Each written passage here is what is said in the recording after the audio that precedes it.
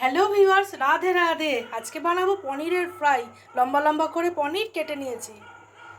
ধনেপাতা, আদা, কাঁচা লঙ্কা আর গোলমরিচ একসাথে মিক্সিতে বেটে নিয়েছি।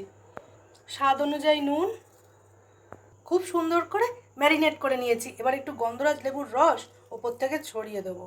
কর্নফ্লাওয়ার, বেসন আর চালের গুঁড়ো, স্বাদ অনুযায়ী নুন, আর দেবো একটু কালো জিরে, জল দেবো। খুব সুন্দর করে একটা ব্যাটার গুলে নেব।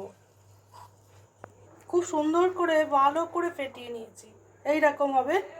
তেল গরম হতে বসিয়ে দিয়েছি। এই রকম এক পিস করে নেব, ব্যাটারে দেব, একদম কড়ায় দিয়ে দেবো। গ্যাস কম করে দিয়ে ভালো করে ভেজে নেব। এক পিঠ হয়ে গেছে, উল্টে দিয়েছি। এবার তেল ঝরিয়ে তুলে নেব। গরম গরম পনির পকোড়া একদম রেডি। তাহলে বন্ধুরা, আজকের মতো টাটা।